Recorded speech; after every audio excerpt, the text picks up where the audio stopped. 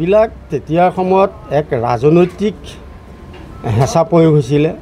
আৰু ৰাজনৈতিক হেঁচা প্ৰয়োগ হোৱাৰ কাৰণে এই চাৰ্কুল অফিচটোৱে মানে এই মাটিবিলাক যধে মধে চৰকাৰী মাটিবিলাক যধে মধে ক'ৰবাত আবণ্টন ম্যাদী পট্টা দিছিলে। কিন্তু আজি RTI তথ্যত আমি যিবিলাক লাভ কৰিছোঁ, আপোনালোকে নিউজ কৰিয়ে আছে, আমাৰ RTI তথ্যৰ ওপৰত নিৰ্ভৰ কৰি আপোনালোকে গোটেইবিলাক কৰি আছে। আৰু ইতিমধ্যে মাননীয় মুখ্যমন্ত্ৰী ডাঙৰীয়াক আমি ইতিমধ্যে কমপ্লেইন দিছোঁ, সেই কমপ্লেইন আহিছে, ভেৰিফিকেশ্যন বিচাৰিছে, ক'ৰবাত ন'টিচ দিব বিচাৰিছে। কিন্তু সঁচা কথা ক'বলৈ গ'লে মোৱামাৰী যিটো ৰিজাৰ্ভ 70 নং দাগ আছিলে, সেইটো তাতে আমাৰ RTI তথ্য মতে 1800 বিঘা মাটি আছিলে মোৱামাৰী ৰিজাৰ্ভত। 1800 বিঘা মাটিৰে তাতে দুখন 1954 চনত তেতিয়া দুখন ফাৰ্মত তাত মাটি কৃষি ফাৰ্ম কৰিব পৰা নাই, তাত কৃষি কাৰ্য কৰিবৰ কাৰণে তাতে আবণ্টন দিছিল চৰকাৰে। এখন ফাৰ্মক দিছিল 200 বিঘা। এইটো কোৰ্টৰ অৰ্ডাৰ, কোৰ্টৰ এতিয়া ইয়াতে কোৰ্টৰ অৰ্ডাৰ আছে, এই কোৰ্টৰ অৰ্ডাৰ মতে কৈছোঁ এইটো। তেতিয়া হাইকোৰ্ট আৰু দেৱানী কোৰ্টে দুইটাই মানে অৰ্ডাৰ কৰিছিল যে এইটো দুইখন ফাৰ্মৰ মাটিখিনি এভেকশ্যন কৰিব লাগে। 2011 চনত তেতিয়া তৰুণ গগৈ চৰকাৰ আছিল, কংগ্ৰেছ চৰকাৰ আছিল। কংগ্ৰেছ চৰকাৰ থকাৰ সময়ত তেতিয়া এখন আছাম গেজেটেড ওলাইছিলে। সেই আছাম গেজেটেডখনত মুখ্যমন্ত্ৰী তৰুণ গগৈ চহী কৰিছিল যে অসমত যিমান ৰিজাৰ্ভ, গেজিং, ফৰেষ্ট, চৰকাৰী খাল বিল আছে, এইবিলাক চব এভেকশ্যন হ'ব লাগে। সেইটো তৰুণ গগৈৰ দিনতে আছাম গেজেট হৈছিল। আৰু সেই গেজেটখনৰ ওপৰত নিৰ্ভৰ কৰি মহামান্য গুৱাহাটী উচ্চ ন্যায়ালয়ে 2012 চনত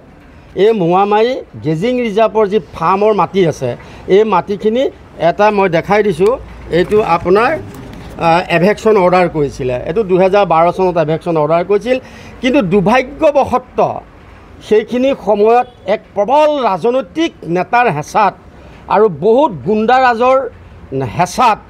চাৰ্কুল অফিচে সেই মাটিখিনি তেতিয়া এভেকশ্যন নকৰিলে আৰু আজিও সেই মাটিখিনি সেইভাগেই থাকিল। গতিকে এতিয়া মুখ্যমন্ত্ৰী ডাঙৰীয়াই এটা অৰ্ডাৰ কৰিছে। মুখ্যমন্ত্ৰী ডাঙৰীয়া অৰ্ডাৰ এইটো কৈছে, কোনটো ওপৰত অৰ্ডাৰ কৰিছে? মুখ্যমন্ত্ৰীয়ে অৰ্ডাৰ কৰিছে যে 2011 চনত তৰুণ গগৈ চৰকাৰৰ নেতৃত্বত যিখন আছাম গেজেটেড হৈছিলে, সেই আছাম গেজেটখনৰ ওপৰতে মুখ্যমন্ত্ৰী ডাঙৰীয়া এতিয়া গোটেই অসমৰ ধুবুৰীৰ পৰা শদিয়ালৈ যিমান গেজিং ৰিজাৰ্ভ আছে, যিমান জলাশয় আছে, যিমান খাল বিল চৰকাৰী আছে, সকলোবিলাক উচ্ছেদ কৰা এটা ব্যৱস্থা গ্ৰহণ কৰিছে মুখ্যমন্ত্ৰীয়ে। এইটো মই বিজেপি পক্ষত নকওঁ, মই কংগ্ৰেছৰ পক্ষতো নকওঁ, কাৰণ মই এজন নিৰপেক্ষ নাগৰিক হিচাপে কৈছোঁ। কাৰণ কংগ্ৰেছে কৰি যোৱা যিখন আছাম গেজেট, সেইখন বিজেপি চৰকাৰে এটা ইমপ্লিমেণ্ট কৰিছে। প্ৰথম জগৰীয়া কৰিম আমি কংগ্ৰেছক, যে তোমালোকে জধাই মধাই মানুহবিলাকক বুজি নাপায়, তোমালোকে আছাম গেজেটেড কিয় কৰি থৈ গৈছিলা? কাৰণ সেই গেজেটখনৰ ওপৰতে নিৰ্ভৰ কৰি এতিয়া বিজেপি চৰকাৰে এভেকশ্যন কৰিছে। এতিয়া কথা হ'ল, আমি আজি আমাৰ চাৰ্কুল অফিচাৰক আজি আমি দাবী জনাইছোঁ, DCক আমি দাবী জনাইছোঁ যে মোৱামাৰী ৰিজাৰ্ভত যি 1800 বিঘা মাটি চৰকাৰী আছে, তথ্য অনুযায়ী যিখিনি আমি তথ্যত পাইছোঁ, সেই মোৱামাৰী ৰিজাৰ্ভৰ যিমানবিলাক চৰকাৰী মাটি আছে সকলোবিলাক এভেকশ্যন কৰি তাতে যাতে কৃষি বিপ্লৱ হয়,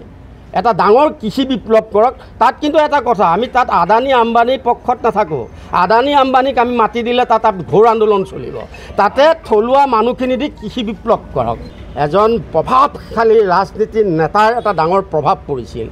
যিটো প্ৰভাৱৰ বলি ময়ো হৈছিলোঁ। যেতিয়া মই চামগুৰিত এই দুৰ্নীতি, ভ্ৰষ্টাচাৰ আৰু এই বেদখলকাৰী মাটিবিলাক ম্যাদীকৰণ নিদিয়াৰ দাবীত যেতিয়া ইয়াত মই আন্দোলন কৰিছিলোঁ, সেই প্ৰভাৱশালী নেতাজনে মোৰ ওপৰতো 11টা কেছ জাপি দিছিলে,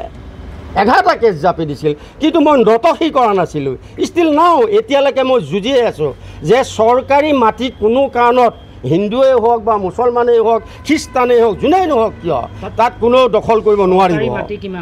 তাতে মোৱামাৰী ৰিজাৰ্ভত 1800 বিঘা আছে। এতিয়া তাতে কৃষি ফাৰ্ম উচ্ছেদ হ'ল। চাওক, কৃষি ফাৰ্ম এতিয়া কৃষি ফাৰ্ম বুলি তাত অস্তিত্বই নাই, অস্তিত্বই নাই। যিসকল লোক বহিছে, যিসকল বেদখল কৰিছে, সেইসকল লোক তাত কোনে সংস্থাপন দিলে তেওঁলোক আপোনাক কৈয়ে দিছোঁ, মই নাম নকওঁ, নাম আপোনালোকে গম পায়েই। আগৰ পৰহি আজি এসপ্তাহ আগত যিখন সংবাদমেল দিছোঁ, সেই সংবাদমেলত কৈয়ে দিছোঁ যে কোন নেতাৰ পৃষ্ঠপোষকতাত এই যে মাটিবিলাক মানে বেদখল হ'ল, সেই নেতাগৰাকী এতিয়া ক'লৈ গ'ল? ক'ত লুকাল সেইজন নেতা আহক আমাৰ ওচৰত জবাব দিয়ক সেইজন নেতাই এতিয়া পলাল কিয়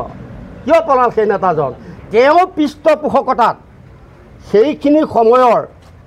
বলিষ্ঠ নেতা অৰ্থাৎ কেবিনেট মিনিষ্টাৰ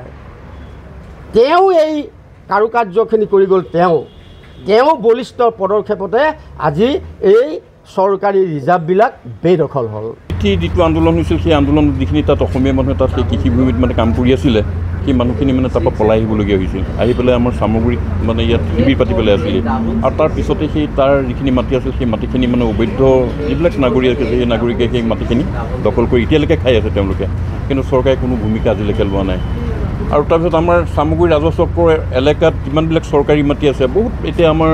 এইখিনি গেৰুৱা মুখৰ কিনাৰ যিটো ৰিজাৰ্ভ আছিলে বেলগুৰি কছাৰী গাঁৱৰ ওচৰত যিটো ৰিজাৰ্ভ আছিলে জিউমাৰী ফালে যিবিলাক ৰিজাৰ্ভ আছিলে চব অবৈধ নাগৰিকে এতিয়াও দখল কৰি পেলাই খাই আছে তাত বসবাস কৰি আছে কিন্তু সেইখিনিক আচলতে উচ্ছেদ কৰিব লাগে আৰু উচ্ছেদ নকৰাৰ কাৰণে এতিয়া আমাৰ সামগ্ৰী কলেজৰ যিখিনি মাটি আছিল গেৰুৱাটী হাইস্কুলৰ যিখিনি মাটি আছিল সেই মাটিবিলাকতো চব দখল কৰি পেলাই খাই আছে এইখিনি উচ্ছেদ নকৰাৰ কাৰণে আমাৰ যথেষ্ট ক্ষতি হৈছে এতিয়া কি আৰু মানে তেওঁলোকে ল'ৰা ছোৱালী জন্ম দিব তেওঁলোকে মানুহ বহাই গৈ থাকিব চৰকাৰী মাটি দি থাকিবগৈ নেকি আৰু একে সঁচা কথা কৈছোঁ এই কামটো আজিৰ পৰা 15-20 বছৰ আগত আচলতে কৰিব লাগিছিল আজি হিমন্ত বিশ্বই কৈছে মুখ্যমন্ত্ৰী হিমন্ত বিশ্বই এই কামখিনি কৰাৰ কাৰণে আচলতে আমাৰ ৰাইজৰ ফালৰ পৰা তেখেতক ধন্যবাদ দিব লাগে এই কামখিনি কৰাৰ কাৰণে নহ'লে আমাৰ অসমৰ যি অসমীয়া মানুহৰ অস্তিত্বই নাইকিয়া হৈ যাবগৈ এটা সময়ত যিটো অৱস্থাত তেওঁলোকৰ এতিয়া জনসংখ্যা বাঢ়ি আহিছে এটা সময়ত আমাৰ অসমীয়া মানুহৰ অস্তিত্বটো নাইকিয়া হৈ যাব গতিকে আমি সম্পূৰ্ণভাৱে আমি সামগ্ৰীৰ পৰা সম্পূৰ্ণভাৱে ছাপোৰ্ট দিছোঁ মুখ্যমন্ত্ৰী এই ব্যৱস্থাটো লোৱাৰ কাৰণে তেওঁক আমি আচলতে ৰাইজৰ ফালৰ পৰা আমি ব্যক্তিগতভাৱে তেখেতক ধন্যবাদ দিছোঁ দেখিবলৈ পাইছোঁ যে তিথি আন্দোলন জ্বলাই দিয়া হৈছিল তাৰ পাছতো গৈ পেলাই তাত আকৌ পুনৰ কৃষি কৰিবলৈ গৈ সোমাইছিল তেতিয়াও আচলতে সেই লোকসকলক তাৰ পৰা খেদি পঠোৱা হৈছিল ভয় ভাবো বহুতবাৰ তেওঁলোকক খেদি পঠোৱা হৈছে এতিয়া সেইখিনিয়ে নহয় এই মোৱামাৰী ৰিজাৰ্ভৰ পৰা তাৰ পৰা বহুতবাৰ খেদি পঠোৱা হৈছে কিন্তু খেদি পঠোৱা কিবা আকৌ তেওঁলোকে আকৌ দখল কৰিবলৈ লয় ঠিক তেনেকৈ আমাৰ কোটাইনী যিটো ৰিজাৰ্ভ আছে 3বাৰ মান এভেকশ্যন দিছিল এভেকশ্যন দিয়াৰ পিছত তেওঁলোক উঠি যায় তাৰপিছত আকৌ সেয়া ৰিজাৰ্ভ দখল কৰে প্ৰতিটো ইয়াত মানে সামগ্ৰী ৰাজহ এলেকাত যিমানখিনি চৰকাৰী মাটি আছে সেই চৰকাৰী মাটি দখল কৰি আছে কিন্তু বহুতবাৰ তেওঁলোকক এভেকশ্যন দিছে এভেকশ্যন দিয়াৰ পিছত মানুহখিনি উঠি যায় কিন্তু তেওঁলোকে আকৌ আচলতে দখল লয় এতিয়া যদি ভাল ব্যৱস্থা যদি চৰকাৰে যদি নলয় সেই আকৌ আগৰ নিচিনাই হৈ যাব এই ক্ষেত্ৰত চক্ৰ বিষয়া কাৰ্যালয়ৰ অলপ দুৰ্বলতা নিশ্চয় আছে আচলতে এই আমাৰ চক্ৰ বিষয়া তাৰপিছত আমাৰ ইয়াৰ যিখিনি মণ্ডল আগৰ যিখিনি মণ্ডল আছিল তেওঁলোকৰ কাৰণেতো এই মাটিখিনি আচলতে তেওঁলোকে দখল কৰিবলৈ পাৰিলে পইচা ল'ব লৈ পেলাই তেওঁলোকক দখল কৰিবলৈ দিব তেনেকুৱা আছিলে ৰাজনৈতিক কিবা ষড়যন্ত্ৰ আছে ৰাজনৈতিক ষড়যন্ত্ৰ থাকে আৰু আমাৰ কংগ্ৰেছ চৰকাৰৰ দিনত তেওঁলোকৰ কথা ভোট লাগে ভোট লগাৰ কাৰণে তেওঁলোকে ইয়াত যিমান চৰকাৰী মাটি আছে দখল কৰ আমি ভোট পাব লাগে উদ্দেশ্যটো সেইটোৱে আছিলতো মানে